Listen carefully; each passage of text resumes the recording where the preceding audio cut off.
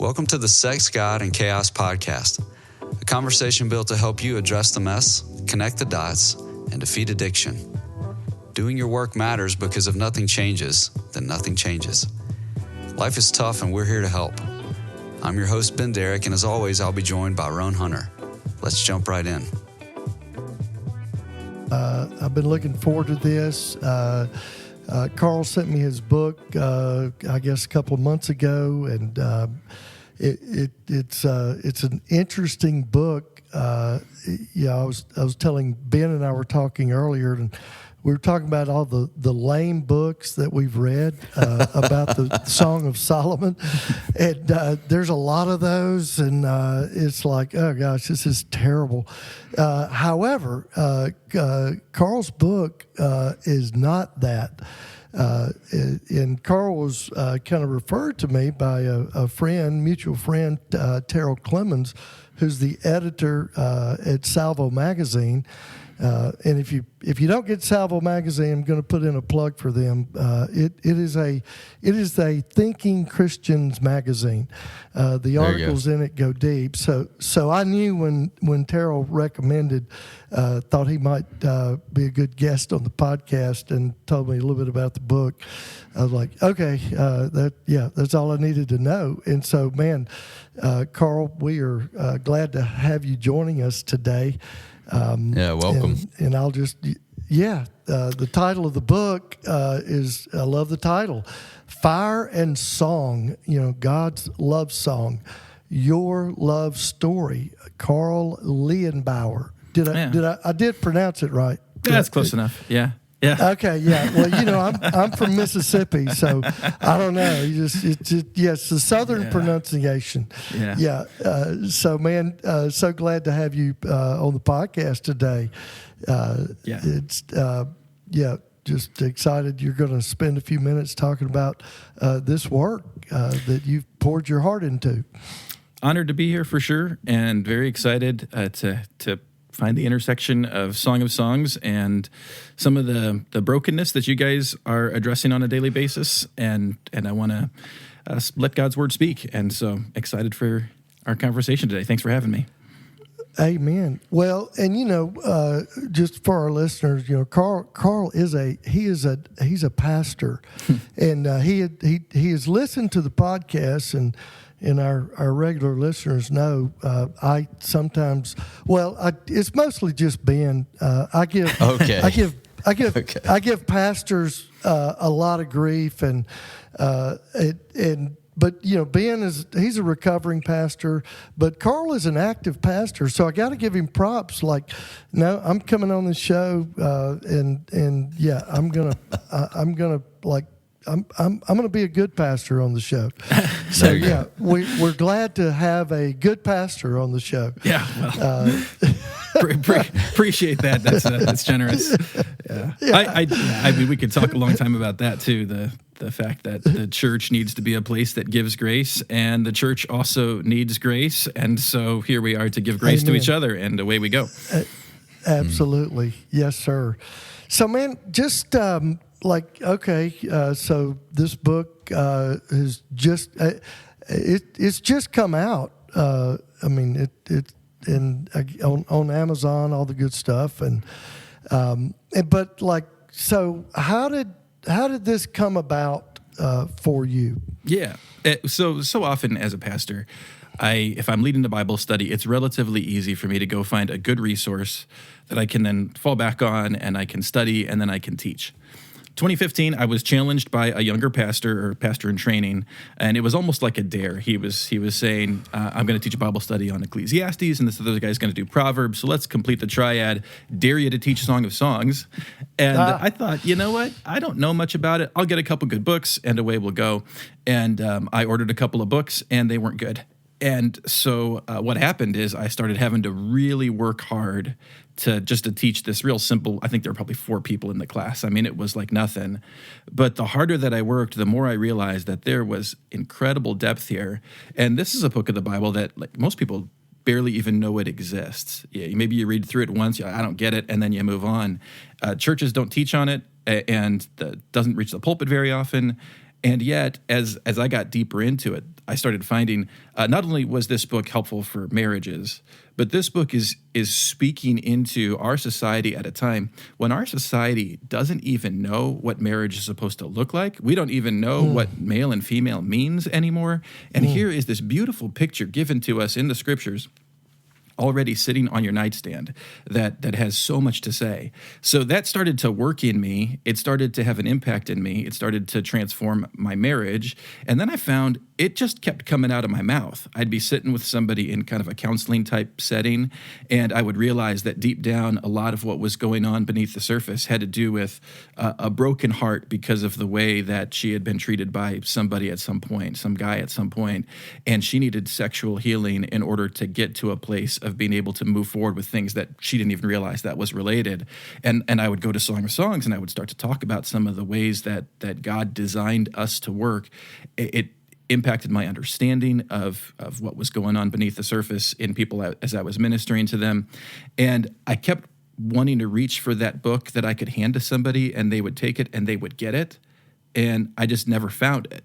And so after years, I started talking with my wife about different ideas I had, and came to the conclusion that you can't hand somebody some explanation of Song of Songs because you ruin the beauty of it.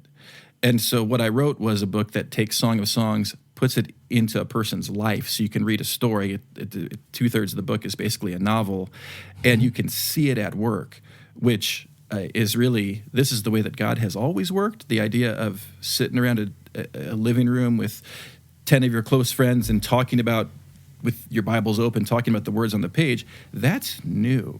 1,500 years, the Bible was chained up in some monastery, And so you learned the scriptures because you saw somebody who was living it. And that's what I'm trying to do in Fire and Song, is let's show this is what it looks like to live the Word of God. And then as you hunger for it, then the back of the book gives you the resources to study it more deeply. Man, we are going to be friends. Yeah, I know. It's just already, this is awesome. Man, I do want to read. This is kind of in the, I guess, first chapter or intro.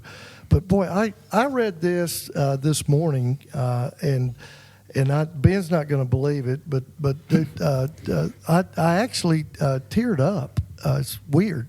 Maybe I've got a cold. I don't feel well, but man, it's just beautiful. And I'm just going to read this.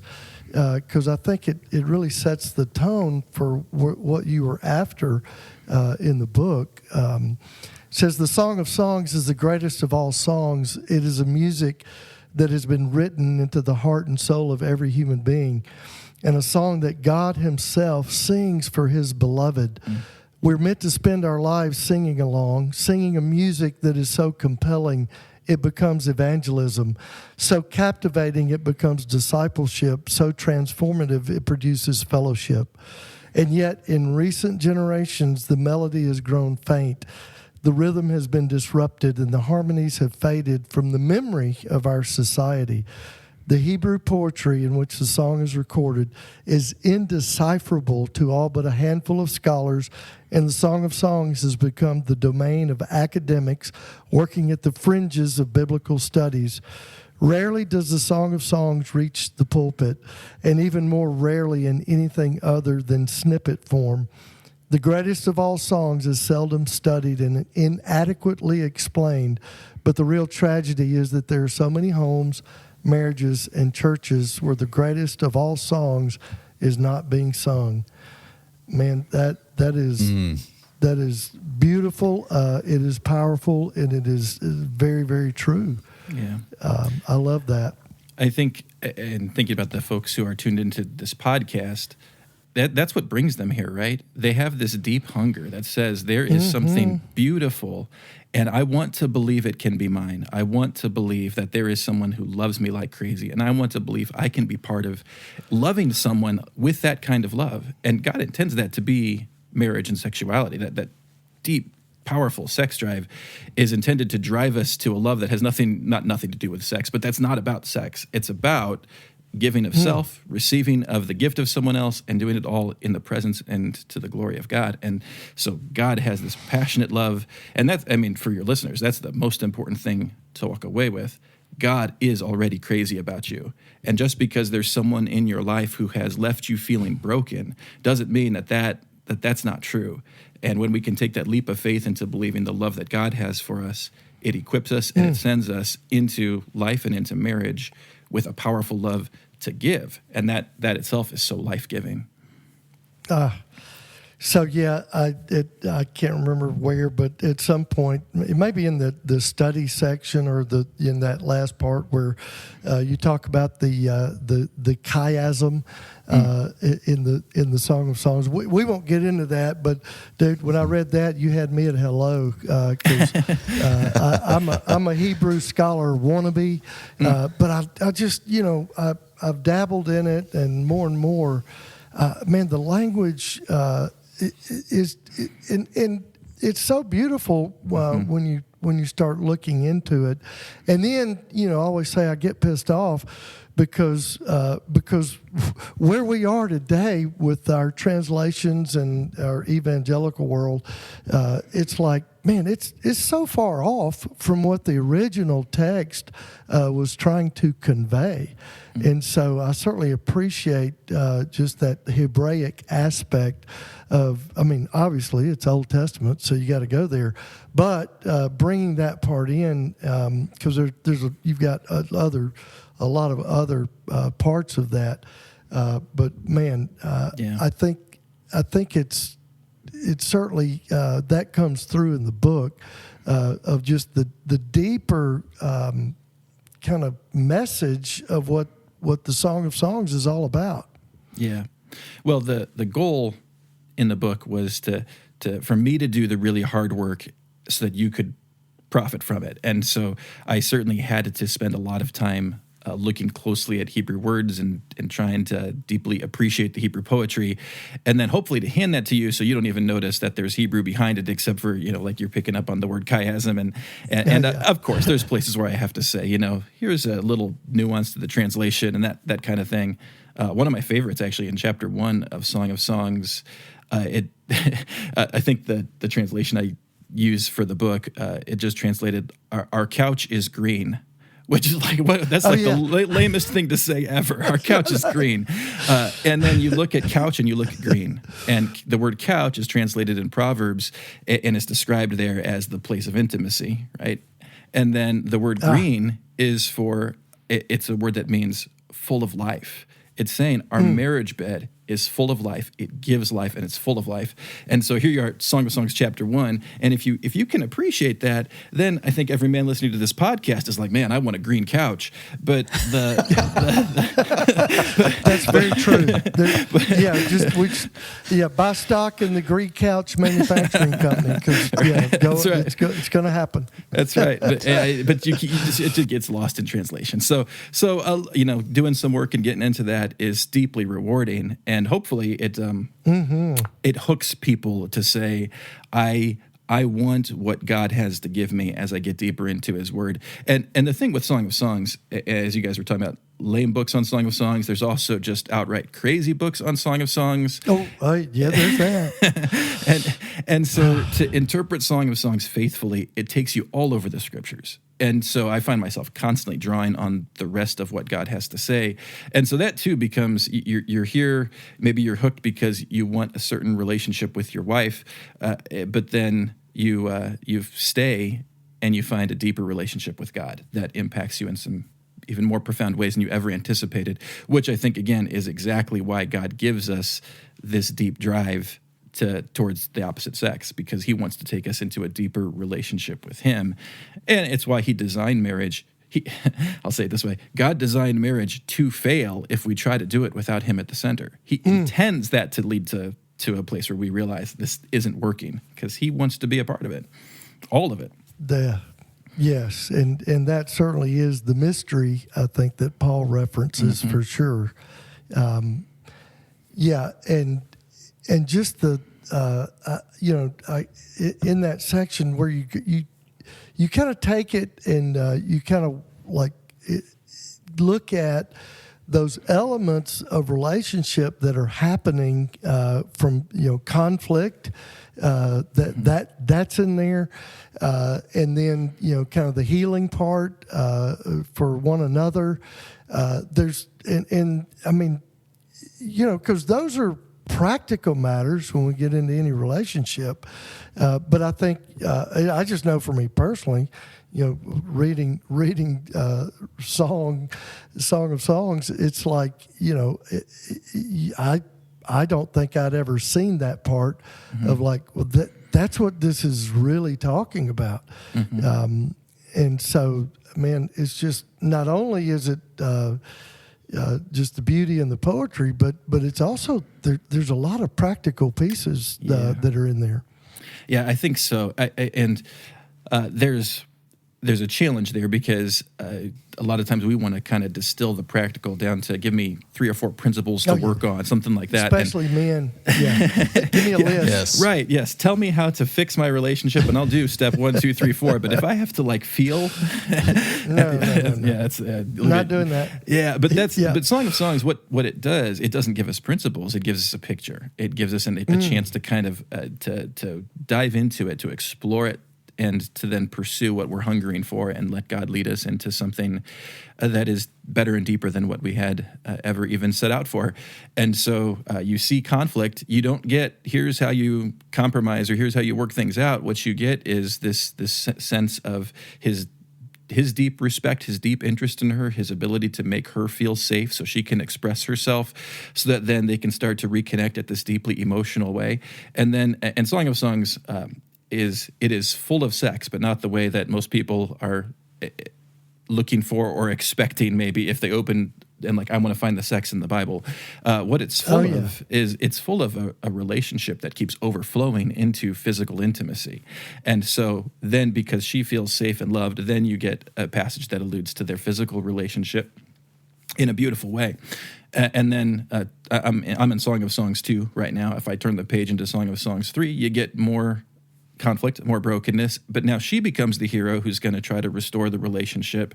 And she realizes this is not going to happen by sitting and patiently talking things through. It says, I held him and I would not let him go. It's a physical connection that she restores, which then allows them to connect at the deeper level. And both are so critical. And Song of Songs doesn't give you a step 1, 2, 3. It just starts to kind of challenge the ways that we default to, where I say in the book, women try to solve these conflicts without sex, men try to solve them with sex, and it doesn't work.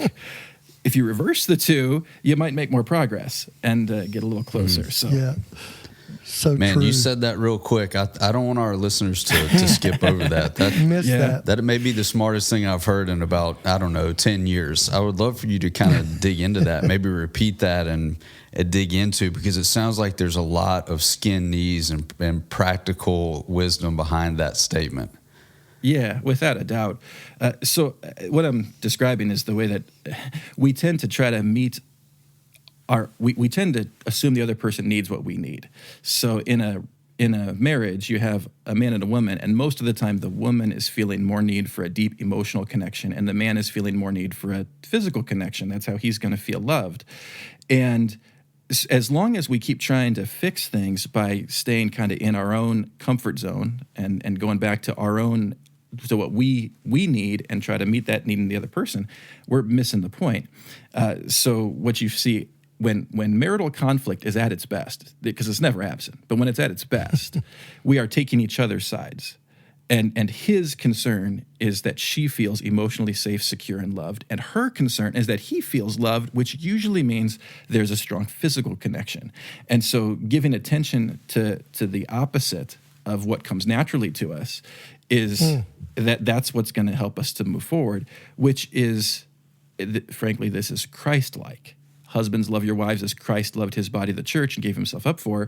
This is sacrifice. For her, it is a sacrifice when she is not feeling loved to seek that physical connection. And for him, it is a sacrifice when he is not feeling loved to try to build that emotional connection, which is why it works, because it's actual, real love. It's sacrifice. It's not just trying to meet my own needs through somebody else. Man, I just wish in my one-on-one sessions, what I'm going to do is just take that right there and like flip the phone around and say, yes. Listen to this. I mean, Rowan, how many times, and quite frankly, when we were first building a relationship, I was sitting in your office and you're like, look, man, let me tell you how this works. It's that right there, isn't it? We talk all the time about the male sitting in session. Like, I mean, we're actually here because she won't have sex, you know? And she's like, no, we're actually here because he never looks me in the eye, you know? Like, so this tension there to feel like, and to understand that the Bible actually addresses this just feels like crazy town because it's buried beneath, like, as Americans, we don't understand poetry predominantly. Then the second layer of that is this Hebrew imagery, which we certainly don't understand because our churches, and not knocking yours, but predominantly are full of this practical 1, 2, 3 attractional model that left us in shambles through COVID. I don't know why more pastors didn't realize this. Like, oh, the 1, 2, 3 didn't get us through a large crisis in our faith. Maybe we should adjust strategy. And, you know, quite frankly, that's why I jumped out of the church model, because I'm like, man, I was lights out at that 1, 2, 3 strategy, but it didn't work. It wasn't helping. So to hear you explain, like, this is right there in the scriptures, I do want to come alongside our listeners, though, and say, man, if they pause this episode and crack open that book of the Bible, they're going to be super confused. So how do you, other than your book, how do you personally walk people through this process of engaging all of this wisdom? Well, yeah, the book is new, so I haven't had that at my fingertips before. I've been trying to do that I just sit down and I'll actually read through it and just explain poetry. In fact, just because I'm in my home right now, not in my office, I have my wife's Bible sitting next to me and open to Song of Songs, and it is full of notes. This woman has just honored me by filling her Bible with notes from the conversations that we have had with couples where we're sitting down and we're actually walking through Song of Songs together as two couples. And so, and I mean, that is, it's the long way to get there, but usually you need the long way to get to deep change. And so rather than like, here's a snippet and this is what you need to really get deeper into it. And now that the book exists, I'm working towards how can I provide more resources that people can access in their homes. How can we get some videos and some take-home things that people can work at without me in the room? But because you're right, it is not a book of the Bible that just becomes it's not easy reading. You do have to work at it. But I'm not really here to sell books. I'm here because I want people to be changed. But the back of Fire and Song does give you some notes about the book so you can get some understanding, but then it also gives you some places to have discussion as a couple and then to pray together as a couple. And I'll kind of guide you through Song of Songs with discussion and prayer from beginning to end if you do the hard work of, I don't think it's hard work, but if you do the actual, like, not just read the fun story, but if you read the study part together, that is the best resource that I can point people to right now. And there's probably better stuff out there and I just haven't found it, but this is what I have. Yeah. Well, you've convinced me. One of my major curiosities is, you know, because this was a labor of love, man. I mean, you obviously dedicated a lot of time to this. For you, what's like your top 1 or 2, and not to get into the 3 steps, but just these principles that you discovered personally that made a huge impact on you and your wife? Yeah. It is without a doubt, and I go here every time I start teaching Song of Songs. I don't even start with Song of Songs. I start with the relationship with God and the reality of living from God's love for you, so that rather than going to your marriage so that you feel loved and have love to give, you need to go to Jesus so that you feel loved and have love to give. Because even in the best, and I was just noticing this like 2 weeks ago, I was like, man, I'm not really paying attention to Katie right now. But man, this woman is still loving me. I don't know where this is coming from, but I do know where it's coming from. She gets it from Jesus. And so kind of building into your life that, and I call it the bass drum of the Song of Songs is that rhythm. And God gives us a weekly rhythm to gather and worship with his people, a weekly rhythm. Hear the bass drum. God is saying, I love you. And if you're going to church and you are not, if that's not the message, if it is not coming back to the love that God has for you through the forgiveness of your sins in Jesus, then you're in the wrong place. But I tell people, and I'm a preacher, but I tell people, no matter how bad the sermon is, no matter how bad the music is, I know every single week in my church, your sins were forgiven. You came back to that. You got the bass drum. The rest of the harmonies, maybe we were a little off tune this week, but you got the bass drum. And so the song keeps playing, and then you bring that song into your marriage. So that without a doubt is number one. That is the foundation. It's Jesus on the cross. Wow. And then taking that into your marriage. That's what empowers. That's why you can love your wife when you don't feel loved by your wife. That's why you can love your husband when you don't feel loved by your husband. Absolutely. When you call it the bass drum of the song, is that what you said? Yeah. Mm-hmm. Yeah. It makes me think of, and Ben knows this, my youngest son, he was in a band called Bass Drum of Death. So I'm gonna call your book Bass Drum of Love. How about that? Go. Yeah. There we go. Bass Drum of Life. Yeah. Wow. That's great. Yeah. That's awesome. Leave it to Ron to rename a book you wrote. yeah. Bass Drum of Love. But man, we just did another episode, had a couple on that just awesome couple, and that was one of the things we talked about, right? Just the couples that we see that not only survive, infidelity, sexual brokenness, sexual addiction, porn addiction, whatever we want to call it, not only survive that, but actually thrive. The thing that is always there, the God piece. I mean, I don't know how, even just a marriage without those complicating factors and that level of crisis, I just don't know how a marriage can go anywhere without that foundational piece of Jesus at the center. Right. Because we always talk about, marriage it's like a cat and a dog, thrown into a dryer, and God turns it on and says, "Okay, y'all get along," right? and so, I mean, it just it takes a lot for it to be good, and so. And we talked about this before we started the recording, but I mean, our podcast is, and really so much of our work is we work on the unhealthy side of sex and sexuality, and because our culture, including the church, it's so unhealthy when it comes to sex, obviously even sexuality and the confusion, everything that's out there, and then the distorted thinking that we hear good Christian couples say, like, I'm just not in love with him anymore or with her anymore. And I always say I want to get a shot collar in my office, and just when they say things like that, like, are you a believer?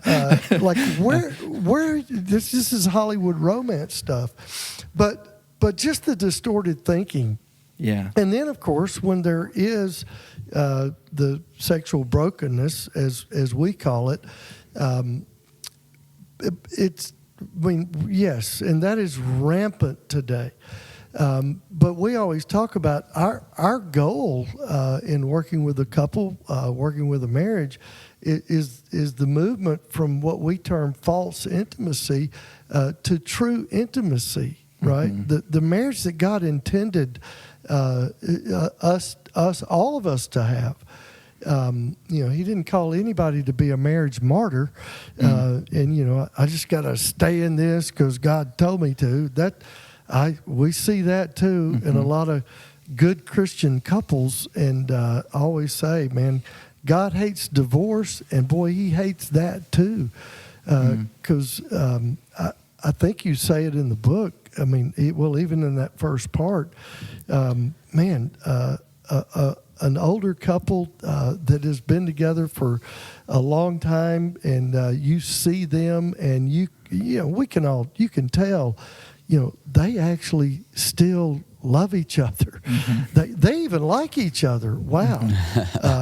I mean, it's so appealing to the world because that's what everybody is longing for. Yeah. And but boy, we just, how do we get there? Because we're in a culture that's just completely broken. Right. And the short answer to that question is you follow Jesus. 100%. Amen. And then the longer answer becomes because you follow Jesus, you, like the Song of Songs has a line there where he says that you're a lily, talking to his beloved, but every other woman is a bramble. He sees these thorns when he sees every other woman, not because other women are unattractive, but because he realizes that there's danger there. And so he's going to turn his eyes totally to her. His love for her is a banner over him. And this is following Jesus. Jesus says, if you even look at a woman lustfully, you've committed adultery. And then we take that line of Jesus and we turn it into just a command. And it's like, okay, so here's a thing not to do, which obviously it is. But if you stop the vision of sexuality at here's a bunch of things that we don't do that other people do, you end up with a really frustrating vision of sexuality that's just, it feels like, okay, even though it's a great big sacrifice, I'll do my best. God is igniting a passion in us that goes so far beyond that when we start to recognize that his will for us is good. It's going to lead us beyond just making it work. He's going to make it something beautiful. And I would contend that Song of Songs and following Jesus will lead us in most cases to a passion that Hollywood can't begin to touch. It can't even imitate. It can't even put it on screen. And you alluded to it. It's there in that old couple who can say more by touching hands under a table in a restaurant than two couples who are younger and talking and fighting. And there's just such a deep intimacy, respect, admiration. All of his desire is for her. Her respect is for him, and something really, really beautiful results. So to what you're saying, a big part of what I was looking at in my congregation and saying, I wish I had a way to kind of address this with Song of Songs, was people who have just gotten to that kind of plateau. It's like, okay, this is as good as it is. We get along and we kind of talk behind each other's back and laugh at each other, but it's at least we're still together. Oh man, God has a better vision than that, because God's design is that your marriage points to his marriage. And this goes back to Ephesians 5 and the mystery of Christ and the church. But God wants your marriage to be a picture of the kind of love he has for us. And God is not like, we get along. Sometimes I laugh at him behind their back. He is crazy about us, cross heaven and earth in order to come save us, make us his own, and be with us forever. And so we ought to be pursuing something greater than that. And again, the short way is you follow Jesus. And then the longer path has to do with the things you guys talk about. It's confession of sins, it's repentance, it's forgiveness, it's restoration, and then it's messing up and going back to confession of sins and repentance and restoration, and then just continuing to seek Christ in all that we're doing in marriage and outside of it. You mentioned before we got on mic, I love that description, man, and just to acknowledge the fact that you were saying, as a pastor, you're saying two things. I saw something in my own marriage, and I saw something in the marriages of the people that I am shepherding that I didn't like, and I knew there was a way that God was seeking to address that. We talk a lot about the word blessing really meaning to add life to, without going into that whole episode, but you mentioned before we spun up the mics today, like there was something going on too. It wasn't necessarily that there was total chaos inside of your marriage, but there was something bothering you. I would love to get a little curious about that if you could, because that personal side of things, quite frankly, is going to up your credibility with our particular audience. Yeah, sure. And I thought a little bit about how I would tell my story on this podcast, knowing the kinds of stories that often get told here. And I think the best way to sum it up is that I have the boring story of the Pharisee more than anything. Right? If you're looking at the story of the prodigal son, I was the elder brother who was out there in the field saying, God, I never disobeyed you. I did everything that I was supposed to be doing. And so as a result, therefore, God, you kind of owe me. And that leads to a real brokenness in relationship with God. It keeps you out of some of the chaos, but it still leads to not it stands in the way of forming the deep relationship with God, with other people. And so I have the boring story of the Pharisee, but within that, the Pharisee who's out there saying, I never disobeyed you, obviously he's lying to himself. And all the stuff is going on in the heart all the time that needs to be addressed. I have been careful about the contexts in which I will admit that pornography has been a struggle for me, but it's a reality, right? And God gave me the gift of a really good friend. I sit down across from him once a month, and we walk through these questions. I think we got them from Chuck Swindoll, but we ask each other, have you been with a woman in any way that might appear as compromising? Have you exposed yourself to any sexually explicit material? Have all your financial dealings been above reproach? And we go down these questions, and the last question, we look each other in the eye, and he asks me, did you lie to me?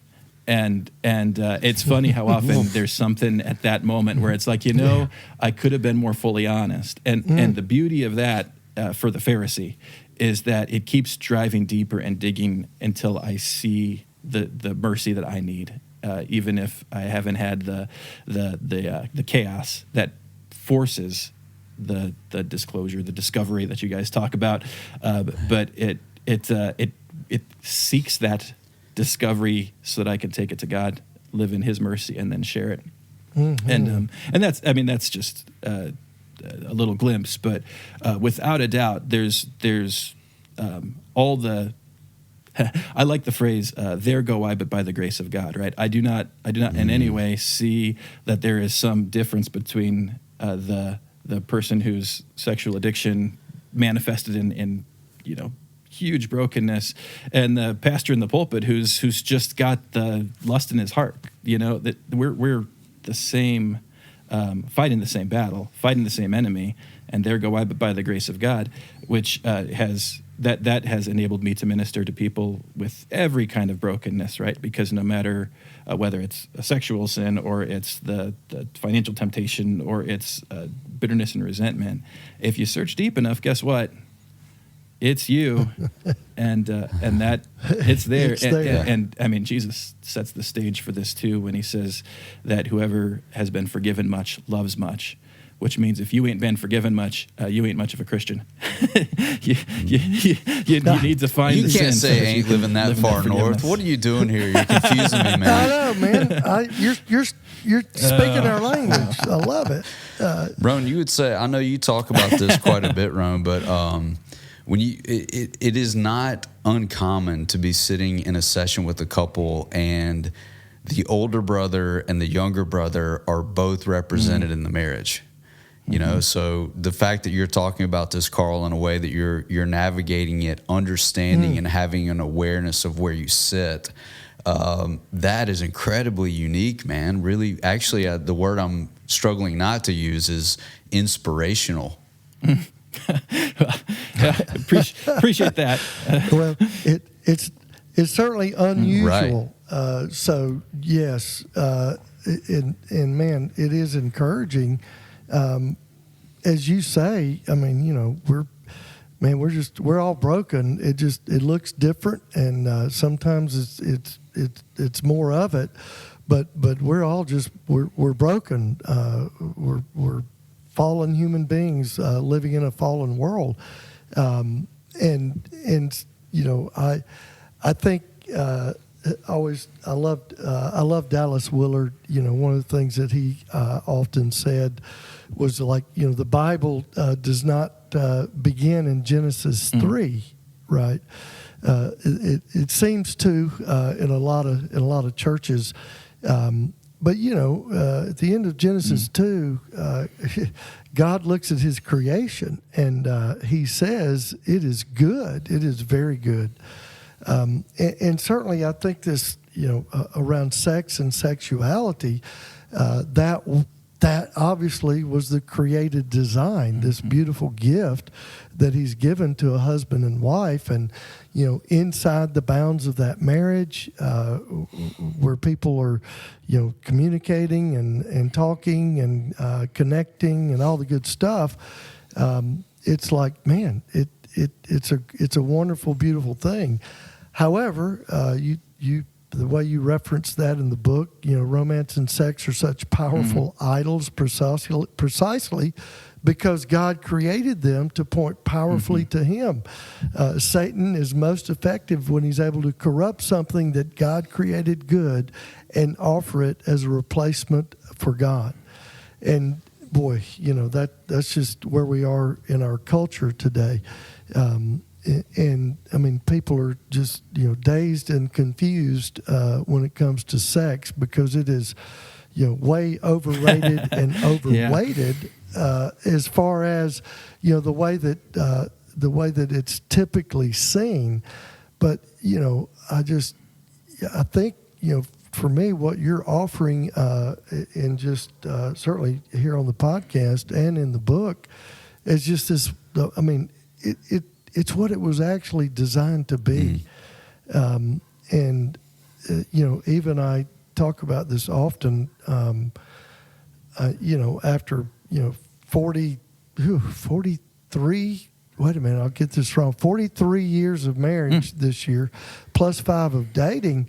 And we're both sex experts on both sides, I guess, the unhealthy and the healthy. But man, just from a practical standpoint, I mean, our sex life. I know Eva's. We talk about this often, but it is a beautiful, wonderful. It's incredible. And I'm not talking about like hanging from the chandeliers or just the crazy way that people think about that, but just the depth of the connection, the intimacy that we have after all these years of being together. We just call it a knowing love, right? I mean, and Jen, the freedom that comes with that. In the bedroom, it's beautiful, and there's no shame in saying that, because I think that's kind of what everybody would long for. It's right? It's a passion, a romance, and an intimacy that Hollywood cannot touch, and I don't think has even imagined. They settle for something that is such in a way, a cheap imitation, and then they sell it to us, and then we buy it. And that's so tragic. I think you brought up Genesis 3 is not where the Bible starts. And just before Genesis 3, you get the man and his wife were both naked and they felt no shame. And I did it. I did a stupid thing once, and I was preaching a wedding sermon, and I had this habit of like, okay, whatever verse in my text I don't understand, that's what I'm going to focus on. So this poor couple is standing at the altar, and I'm like, I'm going to focus on naked and unashamed. And I started trying to kind of dive into that in my preparation, and I mean, it wasn't the worst wedding sermon ever, but it was probably a little awkward for them. But what awesome. What that led to in my own thinking, and then Song of Songs just it multiplies it by 1,000, is this reality that we have this really, really deep need to be accepted as we are. And Adam and Eve, they're unashamed because they have nothing to be ashamed of. But the only way that in your marriage you're going to have naked and unashamed, be able to be truly known and truly loved, is with grace. So you need to import grace from Jesus on a daily basis and then pour it out to your spouse.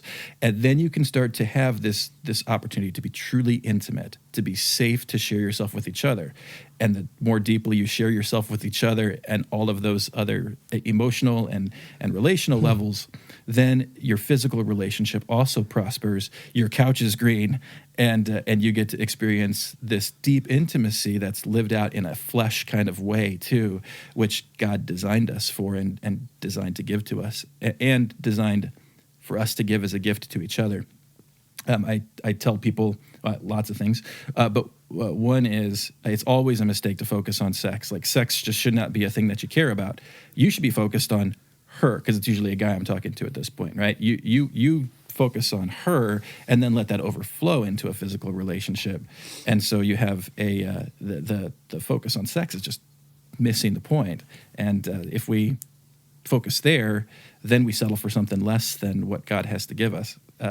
Sex is, we talk about body language all the time, and the reality is that sex is just the epitome of body language. It is saying something. And so if I say it in a selfish way, if I say it outside of marriage, my body's actually lying to the person that I am lying with. But if I have built this deep, intimate relationship, and then I express my admiration and my respect with my body in a full way, that's what sex is meant to be. It's a speaking to somebody, making a promise to them, and expressing love, admiration, intimacy. So well said. Wow. Yeah, I kind of can't believe you're letting me talk as much as I mean, you guys are the guys who know this stuff, but I appreciate you indulging me, because I get so excited about giving this gift to people. Yeah. Well, dude, your voice needs to be heard because you know, like I said earlier, that I believe that this is what, I mean, everybody that falls in love, to use a stupid term, but everybody that has love, I think ultimately it's what we're longing for. And even, you know, when there's pornography, when all the unhealthy stuff is there, I mean, I'm always reminded of G.K. Chesterton's quote, you know, every knock on the door of a brothel is a knock on the door of heaven, because it's a longing for intimacy. It's a longing for connection. And boy, we have settled for a very, very false and evil substitute in the form of pornography and the plague that has been unleashed on a generation. You know, we've never seen anything like it. And it's a horrible, horrible social experiment that we haven't reaped the whirlwind yet. The repercussions, we're just on the leading edge of the long-term repercussions of this pornography thing, and it's just tragic. But to me, it's like what we're talking about here today is like, man, this is what, you know, people are after. This is what, you know, every man, every woman is longing for, and it is available. Right. By the grace of God, it is available for every single one of us. It is. Yeah. I mean, there's no past, there's no history, there's nothing that you've ever done that could disqualify you from being able to be loved in a powerful and overwhelming way. And if God gives you a person through whom that love comes, well, what a gift. But it's yours in Jesus, no matter what. So live in that love, right? Either way, that's right. Yeah, and I love this. This was the part where I think this was the grandmother writing to the grandfather in one of the. I won't. It's, you know, be the plot spoiler, but anyway, I love this, and I'm gonna speak to all the guys that are listening, because you said it. It's like, man, you know, we think it's all about sex or all that. You know, we get married and we think, you know, I'm gonna get all the sex I ever needed, and we figure out real quick, you know, that doesn't work because we don't know how to love our wives well. But in the book, this was the grandmother writing to the grandfather, I think, along the way, and it's like, I would just, like every guy listening, what if your wife was writing things to you like this? You are the best man I've ever known. You work hard all day, then come home with the light in your eyes for our children.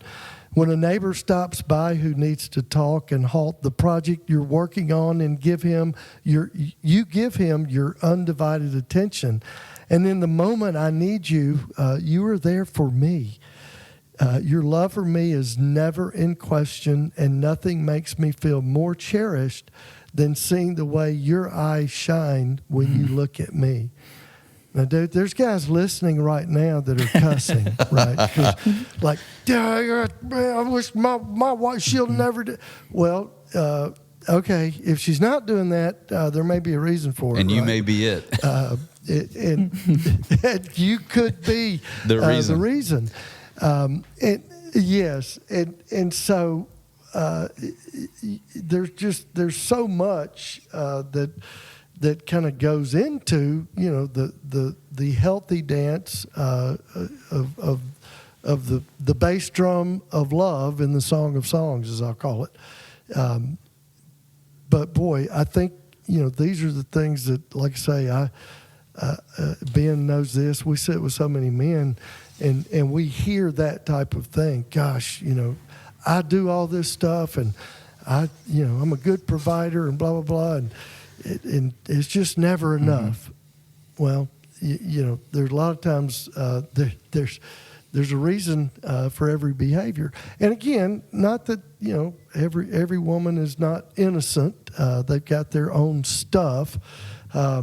However, I do believe that us men, we kind of set the tone for the river of intimacy flowing in our home, and somehow or another, God, I don't like it. We'll have that conversation when I get to heaven, but it's like He put it on us, right?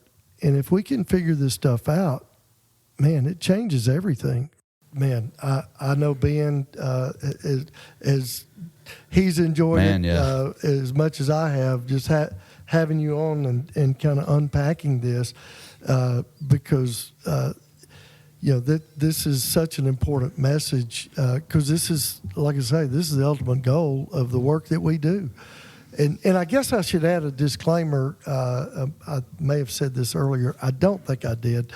Because I know that there will be wives that are listening, and they are in the midst of the crisis. And there's betrayal trauma that is very real. We're not talking about, well, you just need to go have more sex with your husband. That'll fix it. Yeah, no. Right. Oh my goodness, no. I hope that we've not come across what we're talking about. As far as it's what even I call long-term recovery. You've got to get through the crisis. There's got to be a lot of comforting that hurt. That's a whole different ball game. That's a very that's a process, and it takes time for healing to occur. And so I certainly don't want any partners to kind of hear that's where we're going with this, or that's what the idea. No, this is just like long term for every marriage. Right. And so, man, we just appreciate so much you taking the time and joining us. And so if somebody, wants to get the book, get in touch with you, what would be the best way for both of those things? Sure. Well, you can find the book pretty much everywhere great books are sold. So you'll find it on Amazon, Barnes & Noble, Target.com, Walmart.com, all those places. Search for Fire and Song. Don't search my last name. It's just too hard to spell and pronounce. So, especially for me. Yeah. But you can find it online. And then I have a fireandsong.com website, and you can head there. You can subscribe to an email newsletter. I just send out a couple times a year to try to encourage people on the journey. And there's also ways to get in touch with me through there, or through carlleyenbauer.com if you're bold enough to try to figure out how to spell that. But that is there as well. And I loved that you brought that disclaimer up, and I think it's worth it to just underscore too that Fire and Song is meant to give a picture of this is what it looks like when you get to that beautiful, healthy place. And this is how conflict is resolved when you get to that beautiful, healthy place.